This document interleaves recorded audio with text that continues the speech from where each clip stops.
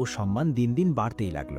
তার সততা, পরিশ্রম এবং আল্লাহর প্রতি অবিচল আস্থা তাকে বাগদাদের এক কিংবদন্তিতে পরিণত করেছিল। ব্যবসায়ী আবদুল্লাহ তার কাজে এতটাই মুগ্ধ ছিলেন যে তিনি তাকে নিজের মেয়ের মতো স্নেহ করতেন। তিনি লক্ষ্য করলেন সুমাইয়ার জ্ঞান, প্রজ্ঞা এবং চরিত্র কতটা উন্নত। একদিন আবদুল্লাহ তার স্ত্রী আমিনার সাথে পরামর্শ করলেন। তিনি বললেন, আমার ছেলে হামদান এখন বিয়ের বয়সে উপনীত হয়েছে। আমি তার জন্য এমন একজন স্ত্রী খুঁজছি যে শুধু রূপে নয়, গুণে ও চরিত্রেও হবে অনন্য। আমার মনে হয় সুমাইয়ার চেয়ে ভালো কোনো মেয়ে হামদানের জন্য হতে পারে না। আমিনা এই প্রস্তাবে অত্যন্ত খুশি হলেন। তিনিও সুমাইয়াকে খুব পছন্দ করতেন এবং তার মতো একজন গুণবতী মেয়েকে নিজের পুত্রবধূ হিসেবে পেতে চাইতেন। আবদুল্লাহ একদিন সুমাইয়াকে ডেকে তার মনের কথা জানালেন। তিনি বললেন, মা, আমি জানি তোমার জীবনে অনেক ঝড় বয়ে গেছে, কিন্তু আমি বিশ্বাস করি আল্লাহ তোমার জন্য উত্তম কিছু রেখেছেন। আমি আমার ছেলে হামদানের জন্য তোমার হাত চাইতে এসেছি। হামদান একজন শিক্ষিত, বিনয়ী ও ধার্মিক যুবক। আমি আশা করি সে তোমাকে সম্মান ও ভালোবাসা দিয়ে আগলে রাখবে। তুমি যদি রাজি থাকো তবে আমি সম্পর্ককে এগিয়ে নিতে চাই। প্রস্তাবটি শুনে সুমাইয়া লজ্জায় মাথা নিচু করল। সে কখনো ভাবেনি তার জীবনে এমন কোনো দিন আসবে। একজন পরিত্যক্তা, নির্যাতিতা নারী হয়ে সে বাগদাদের এত বড় একজন ব্যবসায়ীর পুত্রবধূ হবে, এটা ছিল তার কল্পনারও বাইরে। সে আবু বকর ও ফাতিমার সাথে পরামর্শ করল, যারা ছিলেন তার অভিভাবকের মতো। তারা দুজনেই এই প্রস্তাবে অত্যন্ত আনন্দিত হলেন।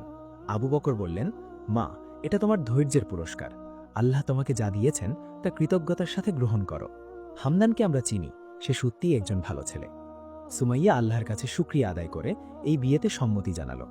খুব শীঘ্রই বাগদাদ শহর এক জাঁকজমকপূর্ণ বিয়ের সাক্ষী হল। যে সুমাইয়া একদিন রাতের অন্ধকারে এই শহরের রাস্তায় একা কাঁদছিল, আজ সেই শহরের সবচেয়ে সম্মানিত পরিবারের বধূ হয়ে এক নতুন জীবনে প্রবেশ করল। তার স্বামী হামদান ছিল ঠিক তার বাবার মতোই, দয়ালু, বিনয়ী এবং স্ত্রীর প্রতি অত্যন্ত যত্নশীল। সে সুমাইয়ার অতীতকে সম্মান করত এবং তার কাজের প্রতিও তার পূর্ণ সমর্থন ছিল। বিয়ের পর সুমাইয়ার জীবনটা ভালোবাসায় ও শান্তিতে ভরে উঠল। সে তার কারখানার দায়িত্ব আগের মতোই পালন করতে লাগল, তবে এখন তার পাশে ছিল হামদানের মতো একজন শক্তিশালী সমর্থক।